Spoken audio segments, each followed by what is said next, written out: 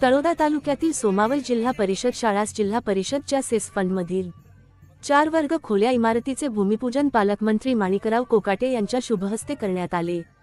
कार्यक्रमाच्या अध्यक्षस्थानी आमदार राजेश पाडवी हे होते, तर प्रमुख पाहुणे आमदार आमस्या पाडवी, राष्ट्रवादी जिल्हाध्यक्ष डॉक्टर अभिजित मोरे, सीईओ नमन गोयल, अतिरिक्त सीईओ चंद्रकांत पवार, डॉक्टर शशिकांत वाणी, मकरंद पाटील, बळीराम पाडवी, कैलास चौधरी, प्रदीप शेंडे, शानुबाई वळवी, प्राध्यापक विलास डामरे, गौरव वाणी, दरबारसिंग पाडवी, सरपंच वळवी, कांतीलाल पाडवी, क्रीडा अधिकारी सुनंदा पाटील, अजय परदेशी, निखिल तुरखिया, शिरीष माळी, सोमावलच्या सरपंचा मीनाक्षी निलेश वळवी आदी मान्यवर व्यासपीठावर उपस्थित होते। आमदार राजेश पाडवी, आमदार आमस्या पाडवी यांनी मनोगत व्यक्त केले।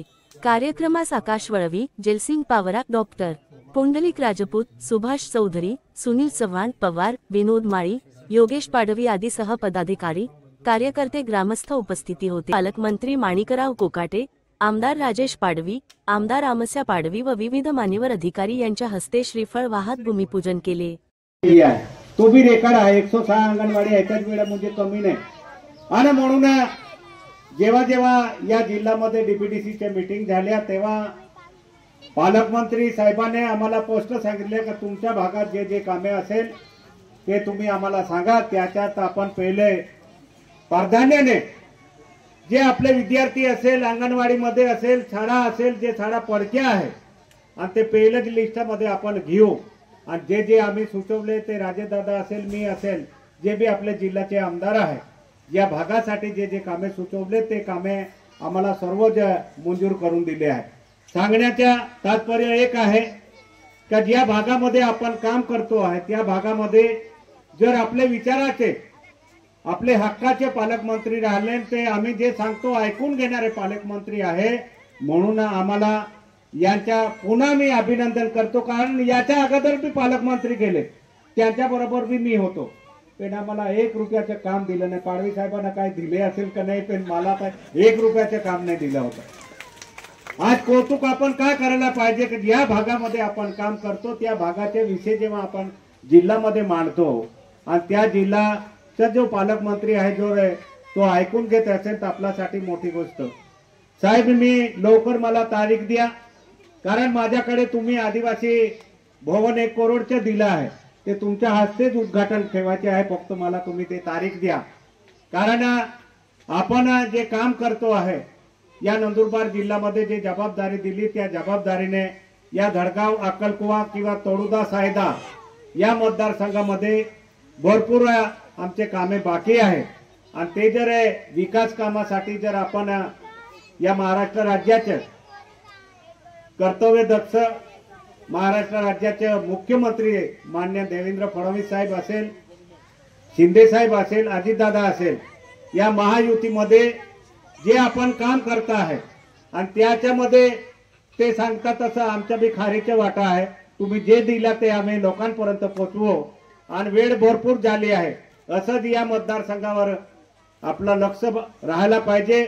आणि या भागाचे तमाम जे अडीअडचणी असेल ते लोकांकडून जे बी येईल ते आम्ही तुमच्यापर्यंत पोहोचवू आणि ते सोडवण्याचे काम तुम्ही करणार असं मला विश्वास आहे। एवढंच बोलून माझे 2 शब्द जय हिंद।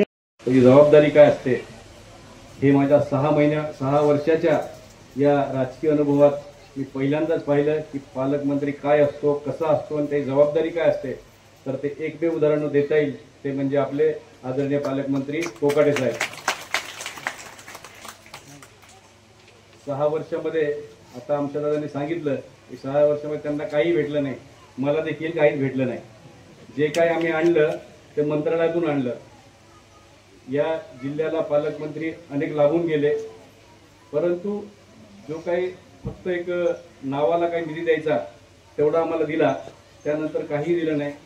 ह्या जिल्ह्यामध्ये शिक्षणाची दुरवस्था आहे, ह्या जिल्ह्यामध्ये आरोग्याची दुरवस्था आहे, परंतु कधी कोणत्याही पालकमंत्र्यांनी त्याच्याकडे गांभीर्याने कधी पाहिलं नाही।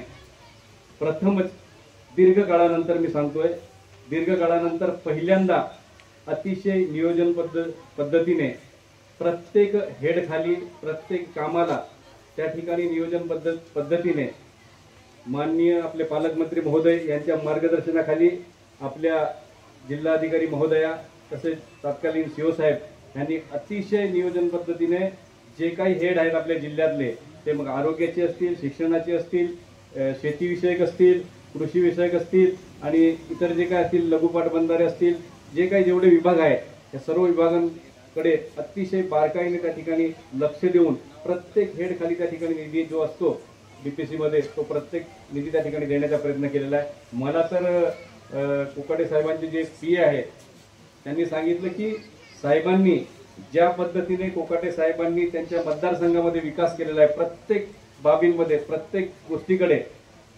त्या पद्धतीने तुमच्या जिल्ह्यात विकास व्हावा त्यासाठी मला आदेश दिले.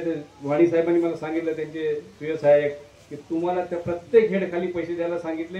जेवढे हेड आहे तुम्हाला मी माहिती देतो, जिल्हा परिषदेचे हेड असतील किंवा मग स्टेटचे हेड असतील, त्या प्रत्येक हेड खाली तुम्हाला त्या ठिकाणी निधी द्यायला सांगितलं आहे. तर तुम्ही त्या पद्धतीने संबंधित अधिकाऱ्यांकडून माहिती घ्या आणि सर्व हेड खाली आम्ही त्या ठिकाणी निधी देतो. असं प्रथमच या जिल्ह्यात घडलेलं आहे दीर्घ काळानंतर. विचार करण्यासारखी गोष्ट आहे.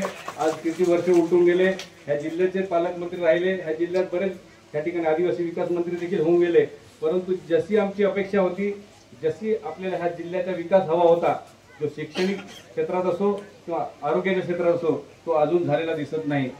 दुर्दैव असं आहे की आदिवासी विकास विभागामार्फत वैद्यकीय सेवा असतील किंवा मग आरोग्याच्या सेवा असतील किंवा मग शालेय शिक्षणाच्या सुविधा असतील, त्याच्या प्रत्येकमध्ये त्यांना भरपूर खर्च करण्यासाठी वाव आहे, भरपूर स्कोप आहे, परंतु तो निधी कुठं वापरला, कसा वापरला अजून काही मला कळत नाही. अजूनही वर्ग खोल्यांची तीच अवस्था आहे.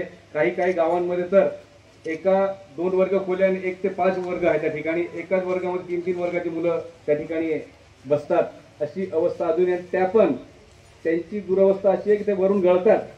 वरती काही ठिकाणी पत्रे आहे, काही ठिकाणी पत्रे सडलेले आहेत, काही ठिकाणी पक्का बांधकाम, काही ठिकाणी गळतात, लाईट नाही, पंखा नाही, अशी दुरावस्था आहे. परंतु कधी ह्या ठिकाणी लक्ष दिलं गेलं नाही. असं मी स्वतः माझ्या पाहणीतून संपूर्ण मतदारसंघात फिरलो, प्रत्येक गावात गेलो की तिथली शालेय शिक्षण समिती असतील, ग्रामपंचायत सरपंच असतील, गावातले लोक असतील, त्यांची एकच समस्या असते की साहेब इथे वर्ग खोल्या द्या, वर्ग खोल्या नाहीये, दुरुस्त देखील करून द्या किंवा नवीन खोल्या द्या. आम्ही ह्या 6 वर्षामध्ये कितीतरी पत्र दिले असतील किंवा त्या ठिकाणी वर्ग खोल्या द्या, त्या ठिकाणी दुरुस्ती करा, त्या ठिकाणी लाईटची व्यवस्था करा, पण असं कधीही दिसून आलं नाही. प्रथमच मी सांगितलं, दीर्घ काळानंतर प्रथमच माननीय पालकमंत्री महोदयांच्या माध्यमातून त्यांच्या मार्गदर्शनाखाली जिल्हाधिकारी महोदय आणि सीओ साहेबांनी प्रथमच या ठिकाणी सेस फंडातून 20 कोटी निधी दिलेला. 20 कोटी निधी. ह्याच्यापूर्वी मला आठवत नाही 25 वर्षामध्ये कधी सेस फंडाचा निधी शालेय शिक्षणासाठी दिला असेल, कधीच दिला नसेल, कारण मी तरी 6 वर्षात कधी पाहिला नाही. प्रथमच 20 कोटी निधी त्या ठिकाणी दिला आहे. त्याच्या माध्यमातून आम्ही 156 वर्ग खोल्या संपूर्ण जिल्ह्यामध्ये आपण त्या ठिकाणी तयार करतोय. त्या पण चांगल्या प्रतीच्या. माननीय पालकमंत्री महोदयांनी रस्त्यामध्ये मला सांगितलं की ज्यांनाही आपण काम देऊ त्यांना त्या ठिकाणी गुणवत्ता त्या ठिकाणी राखली पाहिजे, त्या दर्जा जो पद्धतीने ठरला त्या पद्धतीने झाला पाहिजे, नसेल होतं त्याला काम द्यायचं नाही, त्याला कायमचं ब्लॅक लिस्टेड करायचं, असं रस्त्यातच त्यांनी सांगितलं. त्या पद्धतीने आपण या ठिकाणी, मी तुम्हाला सांगतो, ही जी शाळा आहे त्या शाळेमध्ये मी देखील शिकलो, माझे पुढची पिढी देखील शिकलेली त्या शाळेमध्ये, अजून ती शाळा तशीच आहे.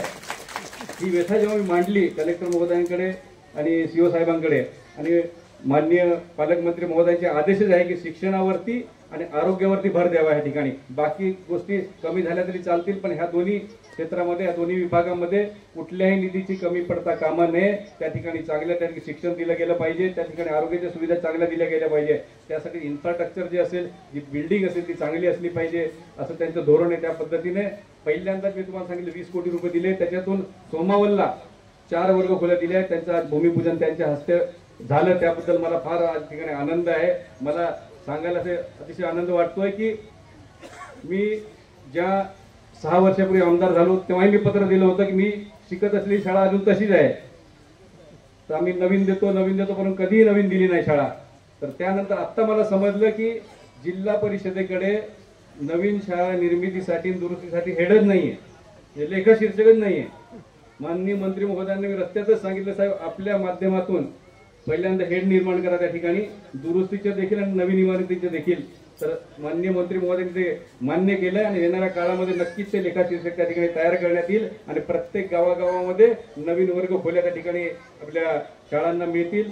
आणि त्यामुळे विद्यार्थ्यांचं शिक्षण त्या ठिकाणी चांगलं होऊ शकेल. कारण जर इमारत चांगली नसेल, त्या ठिकाणी सुविधा चांगल्या नसतील, स्वच्छता नसेल, तर शिकण्याचंही त्या ठिकाणी मन लागत नाही. अशी परिस्थिती आहे संपूर्ण ह्या जिल्ह्यामध्ये. परंतु आपल्याला चांगले त्या ठिकाणी पालकमंत्री महोदय लाभलेले आहेत, त्यांच्या माध्यमातून ह्या शाळा संपूर्ण होणार आहे ह्या भागामध्ये. मी तुम्हाला सांगतो, बळकटीकरणासाठी काही पैसे पडलेले होते. मी तो हेड बघितला आणि त्याच्यामध्ये सांगितलं बळकटीकरण, कसलं बळकटीकरण करायचं.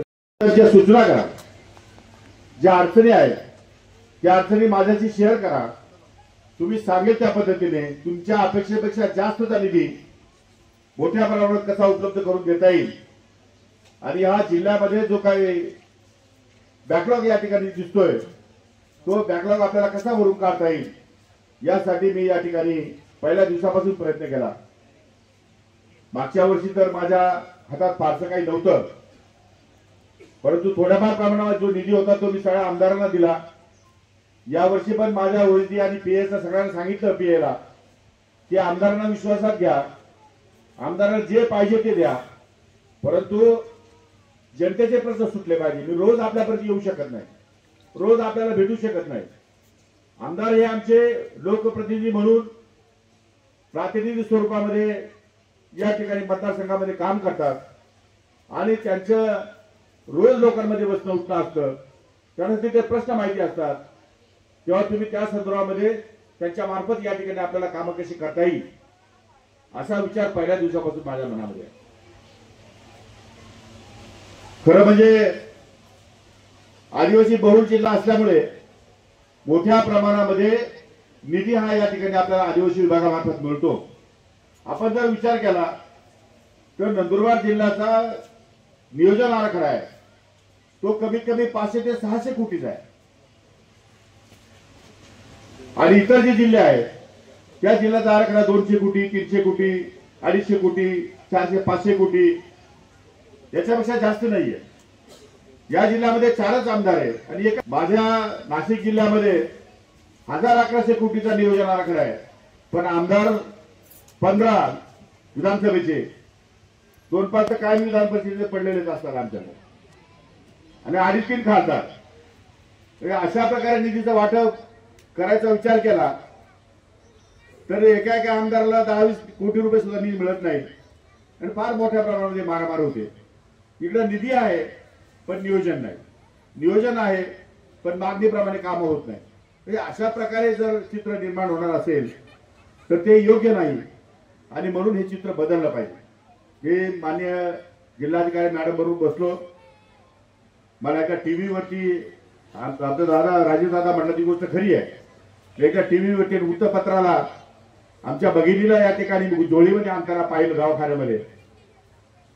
त्यावेळेस मी असा विचार केला की किती गावं अशी आहेत जी अनकनेक्टेड आहेत, ज्यांना रस्ते सुविधा नाही, ज्यांना नदी ओलांडून यावे लागतं, ज्यांच्यामध्ये शाळा खोल्या नाही, ज्यांच्याकडे मोबाईल चालत नाही, ज्यांच्याकडे मोबाईलचे कनेक्शन नाही, रेंज नाही, अशी किती गाव आहेत. आमचे दादा मला म्हणतो आमच्याकडे सगळ्यात जास्त गाव आहे.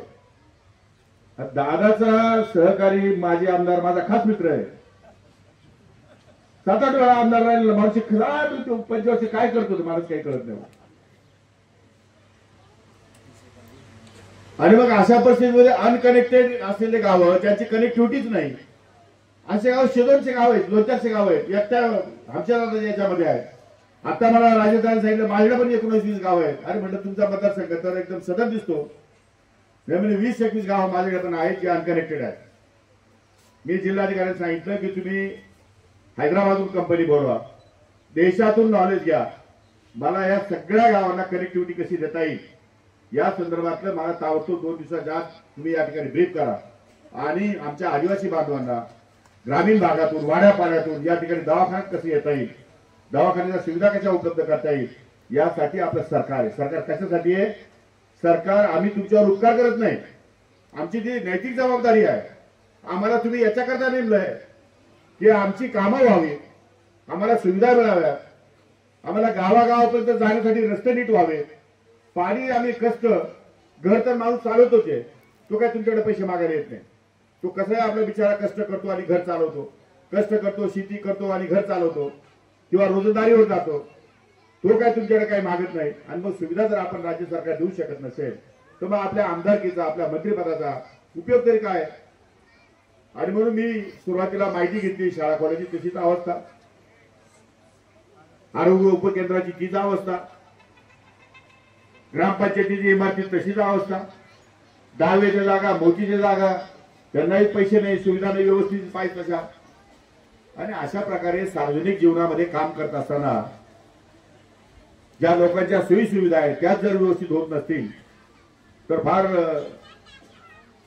भूषणावं अशा प्रकारचं आम्ही मंत्रिपदामध्ये बसलो म्हणजे आमच्या दृष्टीने फार भूषण आहे असं मला अजिबात वाटत नाही. चांगलं काम, लोकाभिमुख काम करण्याची भूमिका या ठिकाणी घेतली पाहिजे. जनतेला न्याय दिला पाहिजे. आमची ही मुलं शाळेमध्ये या ठिकाणी शिकतात. या मुलांना मुलींना स्वच्छतागृह, पिण्याचं स्वच्छ पाणी, बसायला चांगल्या इमारती, शाळेचा चांगला अभ्यास, आमच्या शिक्षकांची शिकवणूक चांगली, एक वातावरण बदललं पाहिजे. शैक्षणिक दृष्ट्या हा नंदुरबार जिल्हा महाराष्ट्रामध्ये आघाडीवर राहिला पाहिजे या दृष्टिकोनातून प्रयत्न करणं आवश्यक आहे. आणि म्हणून जाणीवपूर्वक या वर्षाला 20,50,00,000 रुपये जवळपास 156 शाळा खोल्या आपण या ठिकाणी मंजूर केल्या आहेत जिल्ह्याभर.